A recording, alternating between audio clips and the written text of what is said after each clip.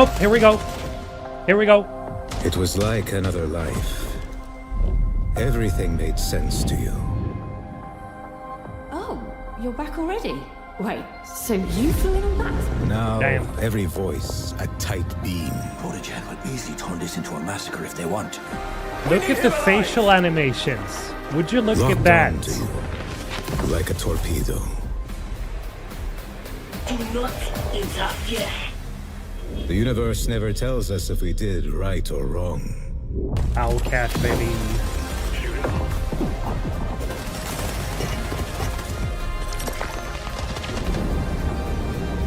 Very tactical.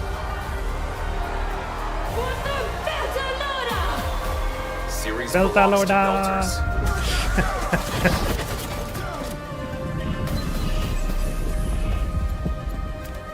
I didn't become a mercenary to Dialogue run away options. from my enemies. Fear festering into hatred. Typical. Surely a little gun doesn't scare you. Ooh. A Trojan horse. Protegen let its Welcome own back, easy. Miranda. An enemy of my enemy is my friend.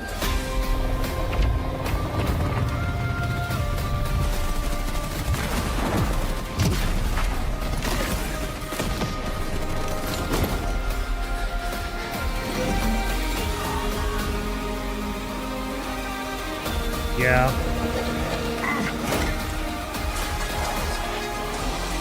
I'm expecting a lot of welcome back Mass Effect comments. We have to find our own answer.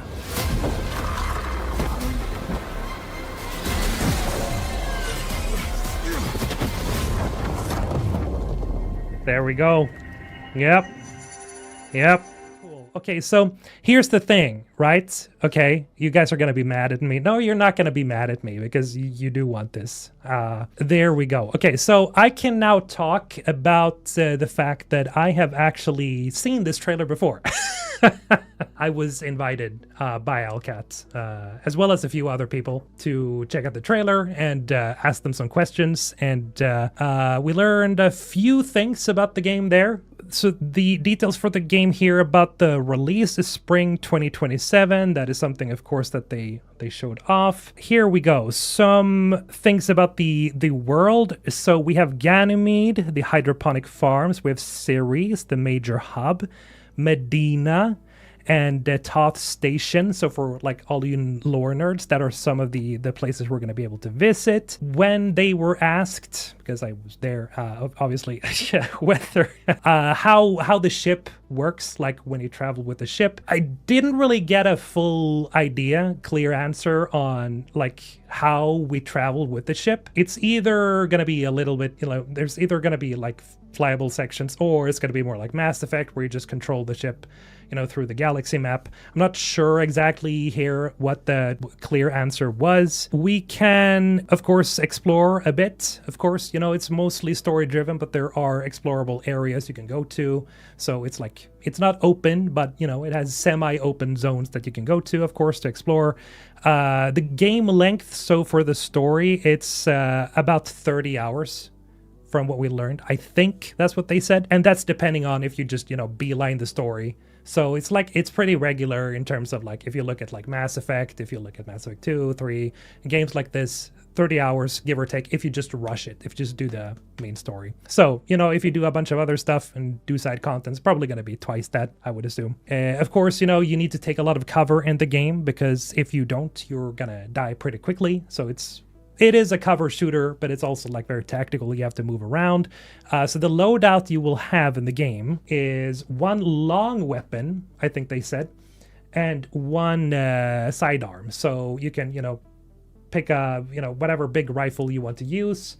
And then you also have a sidearm you can switch to whenever you want. And up to 3 gadgets. I think it was 3. Yes. 3 gadgets that you can equip before you go to the mission. And the game does not have a stop function, so you're not stopping the game when you go into the pause. You slow it down to about 10% game speed, essentially. So it's slow-mo. It's real-time with slow-mo pause, so it's not true pause. So you still need to be like careful whenever you pause or slow down the game, because you can get headshot if you're just, peeking around a corner.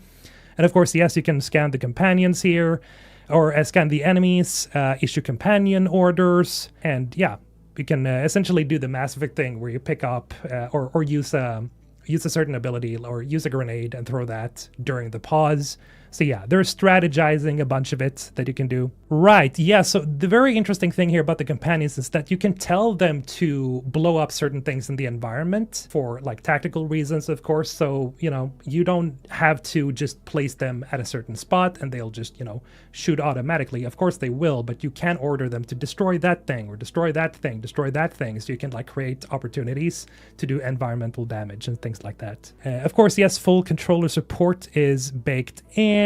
Let's go to some RPG elements here, right? You can pick between Earther, Martian, and Belter. This is not new to anyone who's interested, but you can choose between these factions, and depending on what you choose, you will get like a lot of meat out of it. So, for example, if you play a Belter, there is actually a different animation sort of to when you take cover and things like that, because Belters are usually pretty lanky, sometimes tall and things like that, because they're, you know, they live in zero gravity generally, or they, well, not live, but they grow up essentially in zero gravity. So yeah, you know, their skeletal structure, everything about them is just a little bit more lanky. So it's, you know, depending on that. And then of course a bunch of dialogue options and things like that. Two playstyles that we've learned about are officers and hackers. So officers is big guns, just, you know, soldier essentially, pretty much like a Mass Effect. Hacker, you have gadgets, you have tracking, you have utilities, and, you know, a bunch like things like that. Think again, like, what's it called again in Mass Effect? Well, you get it, like tech stuff. You can do a bunch of techie stuff. And there appears like there is a drone preset, I think, that you can use, not in the beta, but you will be able to use a form of a drone later on at some point. As I think it's the hacker that can use a drone. So I think that was the part we saw with the drone, is, you know, but no, that's a story thing, I think. Let's see here. Okay, so for skill checks, because somebody asked about that, it's essentially D&D, but it's not with any dice, so you're not rolling in real time. Yeah, it's a hidden stat check, essentially, so you're not seeing it, but it's like based on your social skills. To unlock loot and, you know, choose dialogue options and other areas of the game. So again, you have something called social skills as well that you have to invest in. And the progression is 2 main character skill trees. We have combat, survival, and leadership, and dedicated social skill trees, like I mentioned before. You'll also use scavenged materials at workbenches to level up gear with specific perks rather than just flat damage boosts. There's going to be a lot of perks you have to pick between and things like that. Also, materials are something that you gain from missions whenever you do the main story missions or side missions.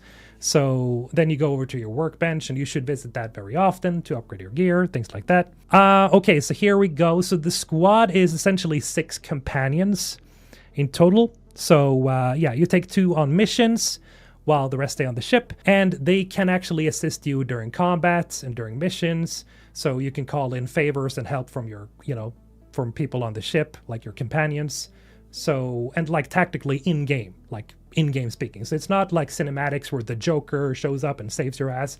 You can actually like do this thing or do this thing from the ship, and they will like do it. Choices, here we go. We have heavy emphasis on consequences. I actually asked, I'll get to that in a moment because we had some fun with this. But yeah, decisions have immediate and so-called long-term butterfly effects, and you can absolutely roleplay as a total asshole if that's your vision. So, folks, if you don't want to be a goody two-shoes all the time, yes, you can be a douche. To what extent? I'm not sure, because the story still has to like progress, and you're still the hero of the day. I mean, so it's not like, I don't think we went into how deep exactly the role-playing is. But it's more like in the case of like Mass Effect, where you are still the hero. So you're not turning into a piece of shit villain, like, you know, for example, in Baldur's Gate 3, you know, with the Dark Urge.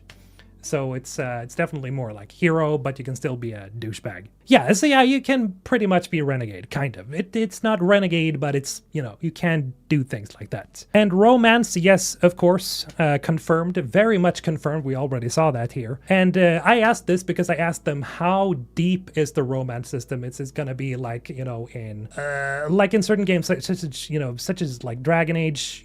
and other games, you have essentially reputation meters that you have to sort of clear to get into a situation with someone. And it's not a flat, change in terms of like character stats of, oh, how is my reputation with this character? It's more dynamic than that, for sure. It's built up around organic interactions and dialogue. So yeah, choose the right dialogue and unlock at some point. TV show cast, right? So we're gonna run into some characters from the TV show and their actors actually reprise their roles. I don't know if all the actors are gonna reprise their roles, but well, yeah, some of them are, for sure. So yes, if you have a favorite from the show, you're probably gonna run into them, hopefully. And they have recorded specific situational dialogue for the game specifically. So yeah, seems like most of the cast is back, I would say. So something that I wrote up here, the guy in the chair actually holds grudges, and that the guy in the chair is the person or companion that helps you from the ship